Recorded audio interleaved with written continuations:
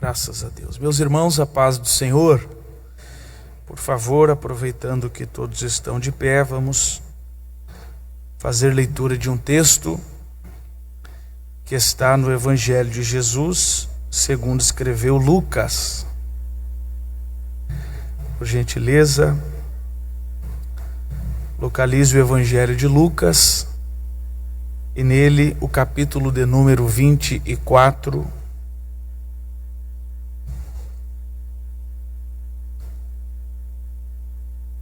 no qual faremos menção em leitura de alguns versículos a partir do versículo 50.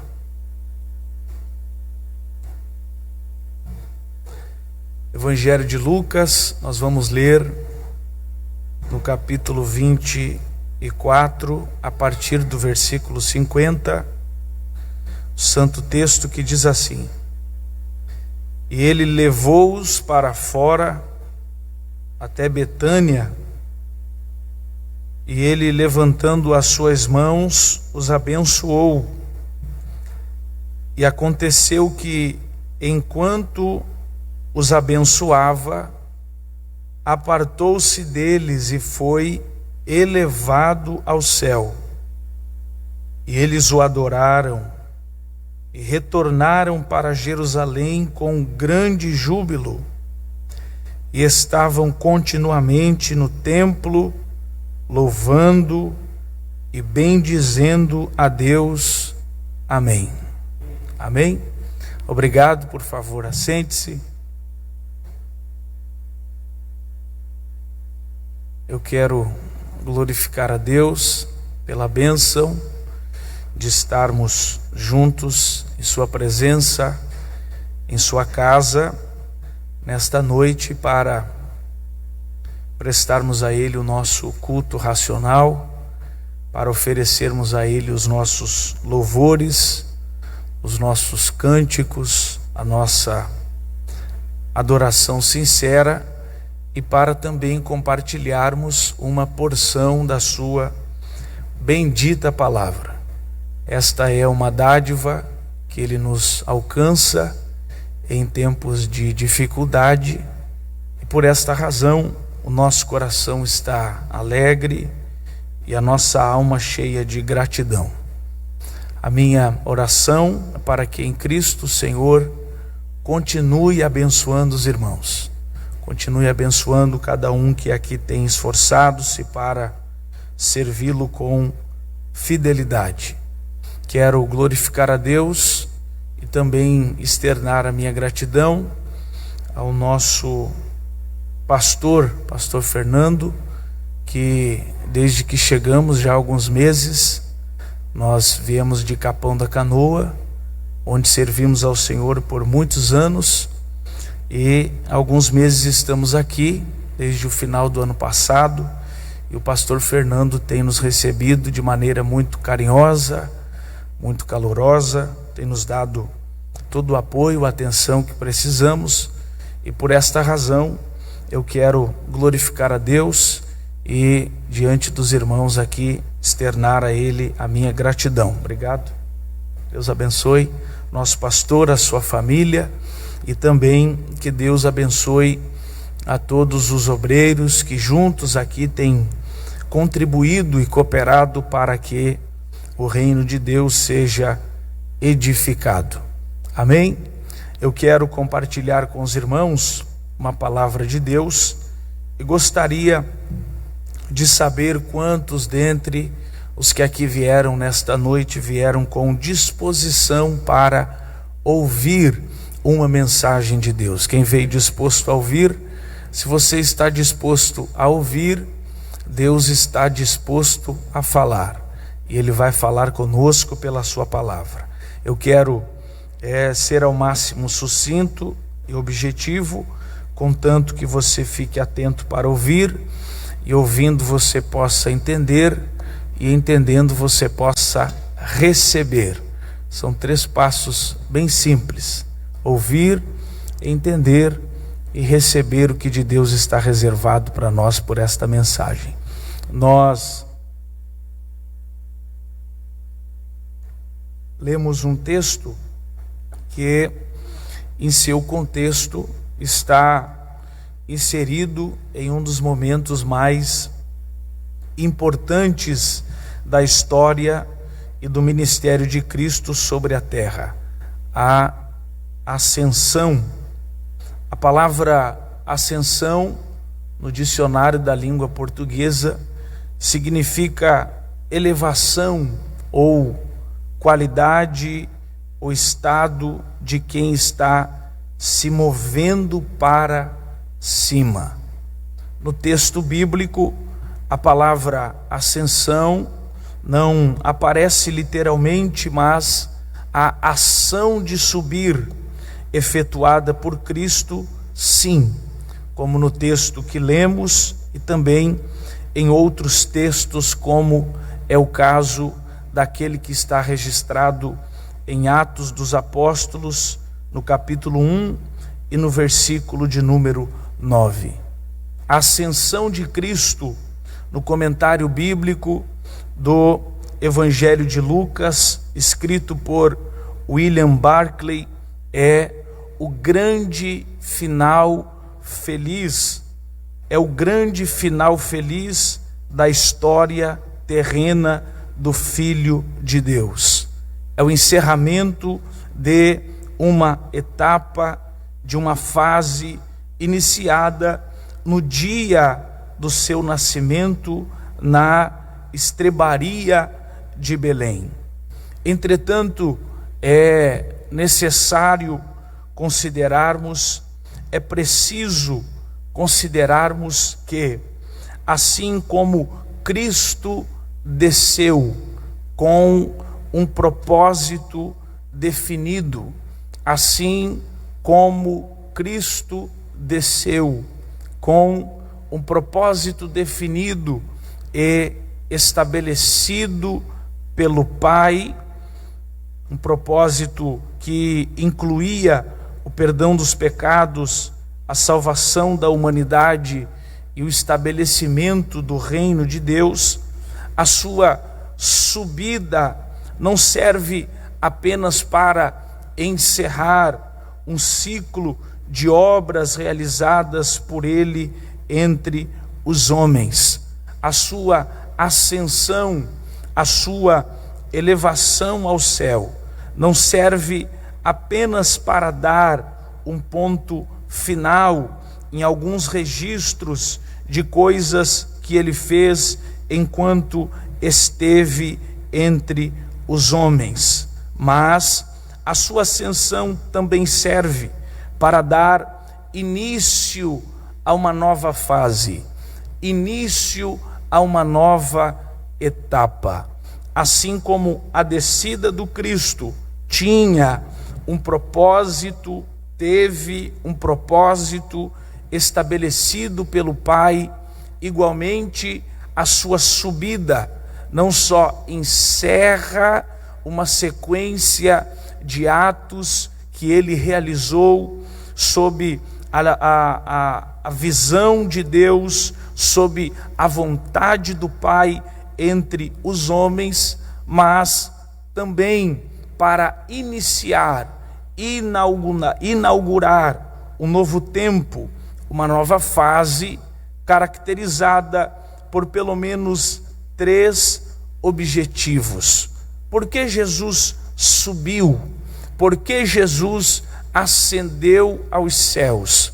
A Bíblia nos informa que, em primeiro lugar, Jesus ascendeu, Jesus subiu aos céus para assumir o seu lugar de honra.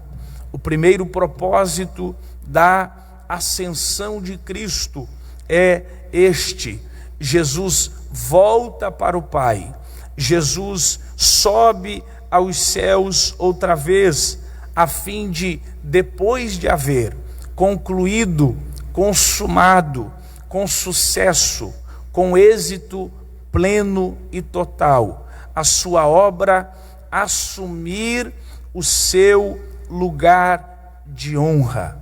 Ouçam os irmãos o que o texto do Evangelho de Marcos no capítulo 16 e no versículo 19, vai nos dizer: ora, o Senhor Jesus, depois de ter lhes falado, foi recebido em cima, no céu, e assentou-se à direita de Deus.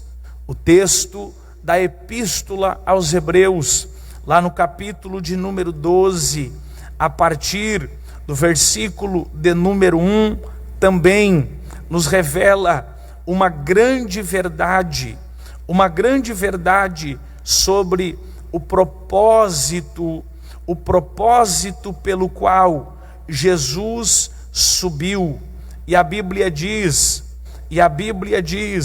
no capítulo 12 da Epístola aos Hebreus, a partir do versículo 1, o seguinte: portanto, visto que nós também estamos rodeados de uma tão grande nuvem de testemunhas, deixemos todo o embaraço e o pecado que tão de perto nos rodeia, e corramos com perseverança a carreira que nos está proposta, olhando firmemente para Jesus, autor e consumador da nossa fé, o qual, pelo gozo que lhe estava proposto, sabendo que valeria a pena, o que fez? Suportou a cruz,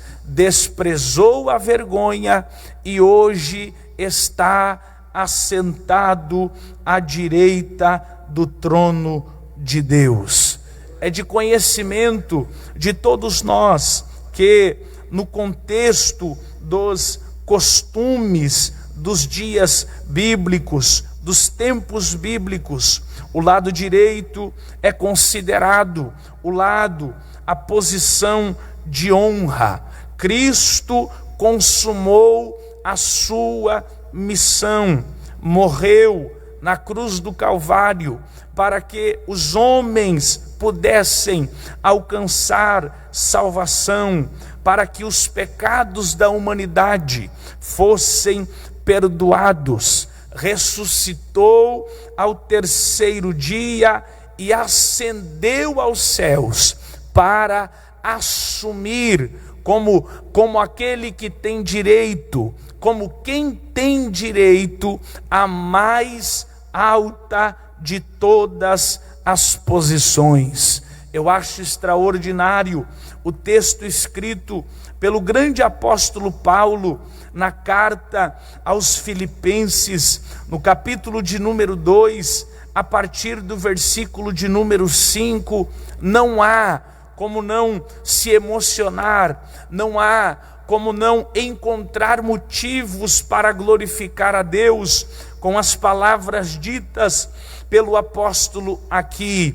Ele disse, a partir do versículo 5 do capítulo 2 da Epístola aos Filipenses: de sorte que haja em vós o mesmo sentimento que houve também em Cristo Jesus, que sendo em forma de Deus, não teve por usurpação ser igual a Deus, mas a minha versão diz assim: fez-se sem reputação, tomando sobre si a forma de servo, fazendo-se semelhante aos homens, e achado na forma de homem, humilhou-se a si mesmo, sendo obediente até a morte, e morte de cruz, pelo que Deus o exaltou soberanamente, e lhe deu um nome que está sobre todo o nome,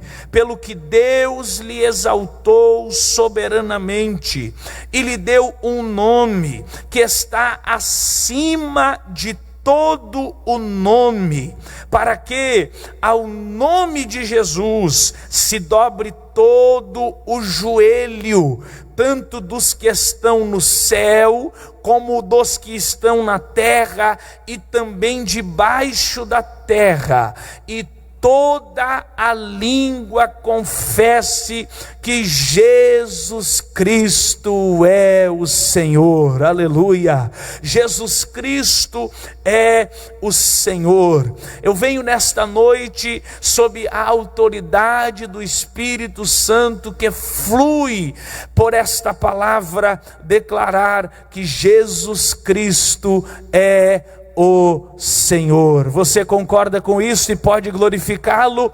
Ele é Senhor, Ele é Senhor, Ele está ocupando a mais alta de todas as posições, Ele está em um lugar de honra, assentado à destra de Deus, à destra do Deus Todo-Poderoso, pois Ele é digno, Ele venceu o pecado, venceu a morte, venceu o mundo, venceu o diabo. Ele é digno, pois ressuscitou ao terceiro dia como havia prometido. Ele é digno, pois apareceu aos irmãos diversas vezes por um período de 40 dias, até que ascendeu, até que diante de uma multidão de quase 500 irmãos, desapareceu entre as nuvens. Ele é Senhor, aleluia. Ele ascendeu para assumir o seu lugar, a sua posição de honra, para assumir o seu trono, o seu lugar de direito. O segundo propósito pelo qual Jesus subiu, o segundo propósito pelo qual Jesus subiu é este: Jesus subiu para enviar de lá do alto sobre nós o Consolador. Ele subiu para que o Consolador viesse, ele subiu para que o Consolador fosse derramado, ele subiu para que o Consolador fosse, sim, visto entre os irmãos no dia de Pentecoste, com manifestações extraordinárias, com línguas estranhas, com labaredas de fogo. Ele subiu para rogar ao Pai que derramasse o seu Espírito, para rogar ao Pai que enviasse sobre os seus o seu Espírito, a fim de que eles não ficassem órfãos, a fim de que eles não ficassem sós. A Bíblia contém um registro muito poderoso e igualmente extraordinário sobre as palavras de Cristo a este respeito, e estão lá no Evangelho segundo escreveu João, no Evangelho de João, no capítulo de número 14,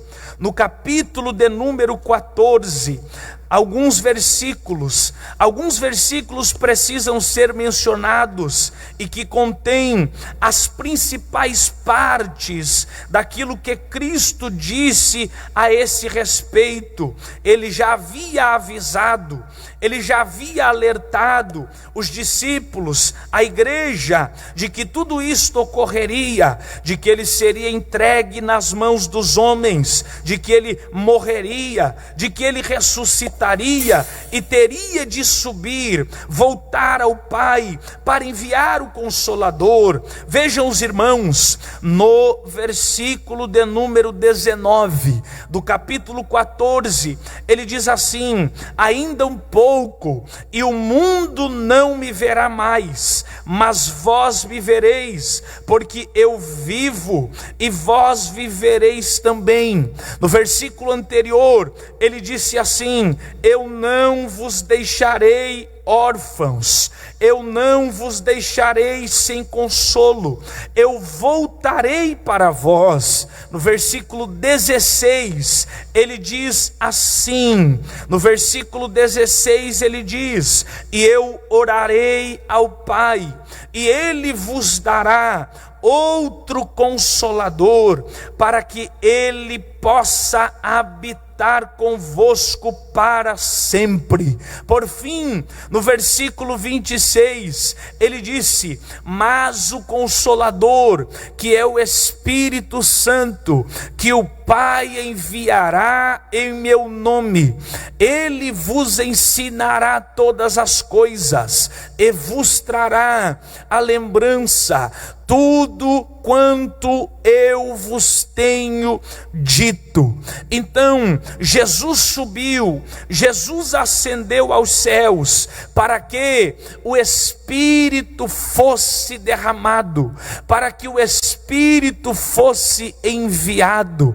E de fato, no dia de Pentecostes, enquanto os nossos irmãos estavam reunidos no cenáculo, de repente foram surpreendidos com o derramamento do Espírito sobre eles. Eles foram revestidos, eles falaram em línguas estranhas. Pedro até disse para a multidão que, assustada, não entendia o que estava acontecendo com eles: fiquem tranquilos, aqui não tem ninguém embriagado. O que está acontecendo e o que vocês estão vendo é o cumprimento de uma profecia, é o cumprimento de uma palavra divina. O Espírito está sendo derramado, e glória a Deus, porque desde aquele dia o Espírito ainda está sendo derramado sobre nós. O Espírito ainda está sendo derramado sobre nós.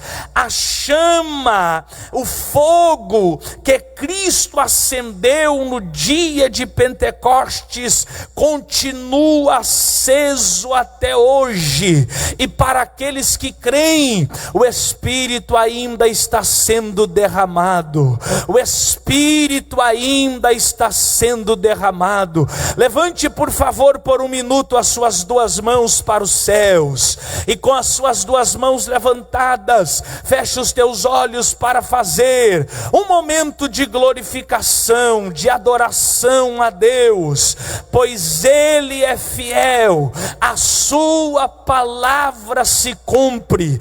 Cristo desceu, Cristo morreu, Cristo ressuscitou, mas Cristo ascendeu aos céus e enviou sobre nós o seu Espírito, e Ele está caindo, Ele está caindo, Ele está enchendo os vasos, Ele está revestindo os crentes, Ele está outorgando virtude à igreja, para que a mensagem do Evangelho seja pregada. Os dons do Espírito ainda queimam entre nós, ainda existem profecias, ainda existem revelações, ainda nós falamos em línguas estranhas, porque o Espírito está sendo derramado. Aleluia! O Espírito está sendo derramado. E Paulo ainda faz nos seus ensinamentos um apelo para que a igreja insista, para que a igreja persevere em manter a presença do Espírito Santo acesa, fluindo. Oh, glória a Deus! Ele diz: irmãos, não vos embriaguem com vinho, enchei-vos do Espírito todos os dias, porque o Espírito está sendo derramado. Oh, a cachoeira celestial do Espírito que desce como fogo, como água, a cachoeira celestial se abriu e não parou de correr ainda. O Espírito está sendo derramado, e hoje você pode ser cheio, hoje você pode ser cheia. Você crê nisto? Você deseja isto? O Espírito está sendo derramado. Jesus subiu para que o Espírito viesse, para que o Espírito fosse derramado, e por fim, Jesus subiu para nos preparar um lugar. Oh, glória a Deus! Jesus subiu para nos preparar um lugar. Esta palavra maravilhosa de esperança, de ânimo, está registrada no Evangelho de João, no capítulo de número 14, e você conhece bem o texto. Talvez seja um dos textos que nós mais citamos, talvez seja um dos nossos textos preferidos do Evangelho. Jesus disse assim: não se turbe o vosso coração, credes em Deus, crede também em mim. Na casa de meu Pai há muitas moradas. Se não fosse assim, eu já vou-lhe teria dito.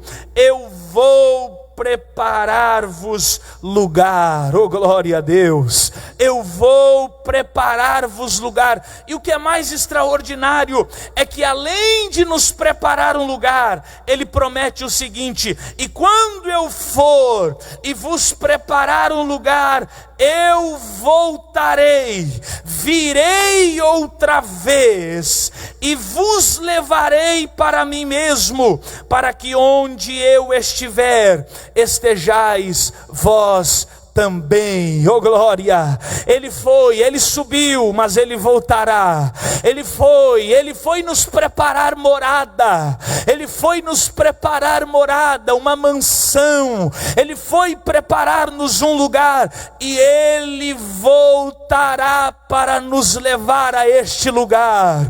É o desejo dele. Onde eu esteja, onde eu estiver, eu quero que vocês estejam comigo. No dia da sua ascensão, quando os discípulos o viram desaparecer nas nuvens, eles ficaram olhando para os céus como se não houvesse mais esperança. E lá no livro de Atos, no capítulo 1 e no versículo 11, a Bíblia diz que apareceram 2 anjos. Oh, glória!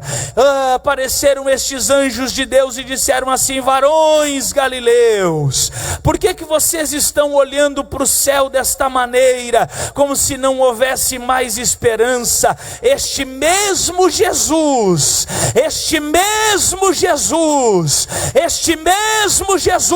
que vocês estão vendo subir, há de vir outra vez. Oh, glória! Esta é a nossa esperança. Você tem esta esperança? Há de vir, Ele voltará e nos levará para o lugar que Ele nos tem preparado. Fique de pé, por gentileza. Fique de pé, por favor. Aleluia. Eu gostaria que, com esta esperança renovada de que Jesus voltará, de que Ele subiu, mas breve voltará, você fechasse os teus olhos agora. Para fazer uma oração sincera. A oração que a igreja primitiva mais fazia era esta: Maranata, Maranata, ora vem Senhor Jesus, volta logo Jesus. Feche os teus olhos aí agora, e comece a orar com esperança, comece a orar com fé, com ardente expectação. Oh, Lamanderá Magalabaia, comece a orar. Ó Deus, nós te glorificamos pela tua palavra, porque ela vem renovar em nós nesta noite esta esperança de que Jesus, depois de haver cumprido a sua missão sobre a terra, depois de haver morrido e ressuscitado, subiu aos céus, está sentado sentado à direita do trono do Senhor, em sua alta posição de honra, enviou sobre nós o bendito Espírito Santo, mas Ele voltará,